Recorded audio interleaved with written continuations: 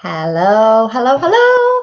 I am Victoria Seed and I am coming to you live from the Vesta Approach in Manchester, UK. And I help family members who are living with a loved one's drug or alcohol use to reduce their stress so that they can live a better life. And I can help you too. Or if you are a professional that's working in this field and perhaps you're working with the people who use drugs, then why not ask if the family members need any help too, because they probably do, right? Okay, so what we are going to be talking about today is 5 reasons why you need to let go of the control. So if you are watching live, say hello. If you don't feel comfortable doing that, drop me a message after this. Let me know what you think of the live. So I am just going to share this to my page. And let's get going. So I'm streaming this on LinkedIn, on my Facebook page at the Vesta Approach, and also on my brand new YouTube channel. So I'm going to drop the links in at some point this week. I'm not sure whether I've set it up right or not, but hello to anyone over there, because that's new and a really easy way to find my videos. Let me know in the comments if you are watching. All right, so 5 reasons why you need to let go of the control when it comes to your loved one's drug or alcohol use. Okay, so number 1, you are not helping by controlling them. I'm sorry to break the news to you, but controlling every little thing that they do is only going to cause conflict. It's only going to cause chaos, and it's just not going to change anything. Now, think about it. If you've been doing this, there's absolutely nothing wrong with what you've done. So don't beat yourself up. Control is a really normal reaction to stress, right? So this is the reasons it might not be helping. You are doing everything for them. If you do everything for them, your loved one is never going to learn to be independent and make the change for themselves. And that's where it's got to come from. It's got to come from within. You're probably watching their every move. So that's not helping, right? You might be controlling money. All right.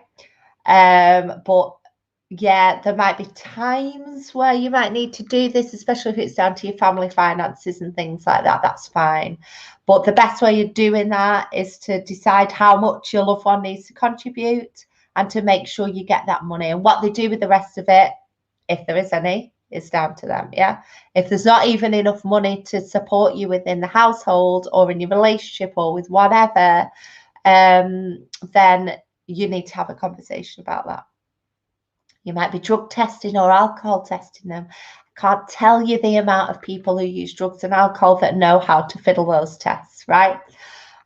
So may not be doing you any good. However, there might be times where you need to do that. For example, you know, if there's children involved, if they're driving the car with children. But I'd always advise to kind of avoid that, particularly if your loved one is drinking or using drugs late into the night. You don't want them to be driving with drugs and alcohol in the system and children in the car. You don't really want them to drive at all, but some of that you can't control. That's on them. You might be searching bedrooms, which I know a lot of my clients have done. Where's it going to get you? Because ultimately, you have that gut instinct, don't you? You kind of know when your loved one's using, and even if you don't, and you might get it wrong, that's okay. You can just say something like, I'm getting a sense that you may have had a drink or not. I might be wrong. So just in case, I'm just going to take myself out of this. I'm going to go to bed. I'm going to watch Netflix or whatever. I'd love it if you could be honest with me. That's it. Checking with friends where they are, and lots of other ways. So you are not helping doing those things. There are far better ways to help. So number 2, you're going to drive yourself up the wall. So another reason why to let go of the control, you're going to drive yourself up the wall. How is it making you feel? Truly ask yourself that question. Is it actually working? Are you happy or are you sad about this? You will make yourself ill. So take time for you Focus your energy on you, and your loved one will follow suit. If they see you living your life, regardless of what's going on, if they see you being future focused, if you can, you know, thinking about your future, doing things that benefit you, then your loved one is more likely to want that as well. Number 3, it will affect your relationship. So if you're controlling your loved one, it's going to affect your relationship. So when you are controlling, how does your loved one respond to that? Do they like it? Is it showing them love, care, and compassion, which is what we do in my work, by controlling everything they do? Is it allowing them to speak openly about their problems? Okay. So if you're answering no to any of those things, chances are you need to find another way to cope.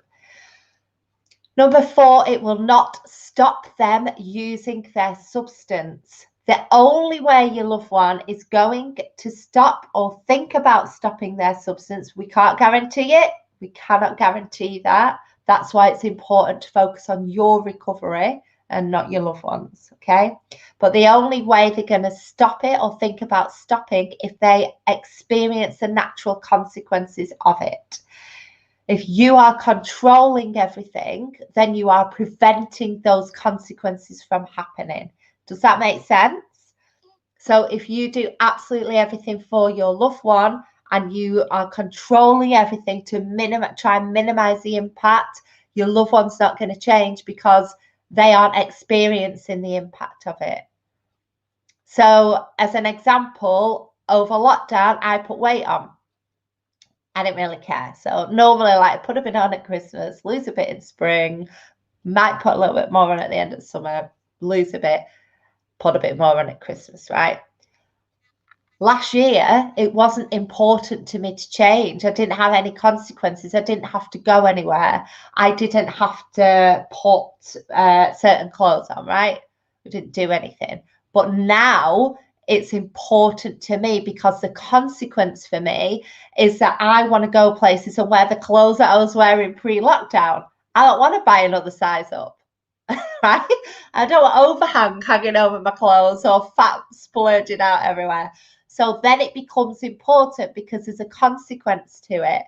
But while you are controlling things, the consequence isn't there. Okay, so compassion, kindness, care, always, even when you don't feel like it. And controlling isn't offering that. Number 4, it will not stop them using. Oh, that's what I was on. Number 4. Okay. So what you need to do for that, to stop controlling them and enable them to start thinking about using the substance, is take a step back, accept their use for now, not forever, and work with it and not against it. So some of my work, you don't even have to talk about the drug or the alcohol. It's about communication skills. That's a big part of it.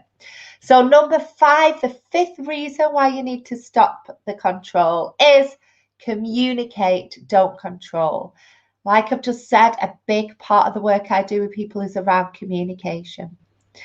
In fact, and I'll mention this because it's so relevant, a client said to me yesterday, I feel like I've learned a whole new language. And that's how powerful this work is.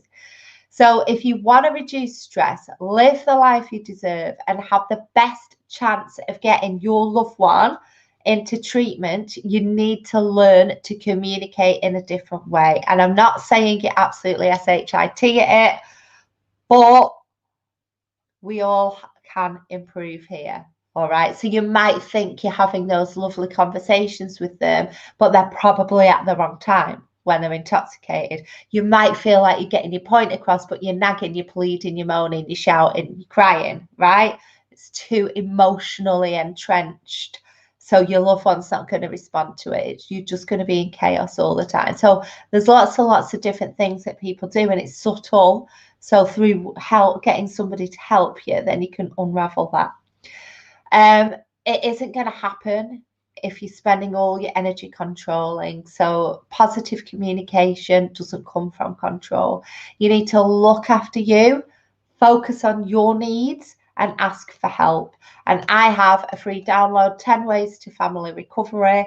grab it. I'll put the link in comments. I can't remember if I put the link above, but get that because that is free. It has my 10 top tips to family recovery and a checklist and some really useful organizations in there as well. If you need help, drop me a message. I have slots coming up now in my one-to-one sessions. I also have a membership where you pay monthly. That's coming very soon. I've got some founding members in there. And a group work program that I'm taking online as well. So there's lots and lots of different ways to get help and support to suit every budget. And the free thing is that download. So go and get it. Got any questions, any thoughts, any feelings? Drop them in. And I'm going to be on Clubhouse tonight with my friends Neetha and Colleen over in the Addiction and Recovery Club. It's not our club this week. We're guesting somewhere else. So I'll pop the links in. Okay, take care. Hope that was useful, and I will see you soon.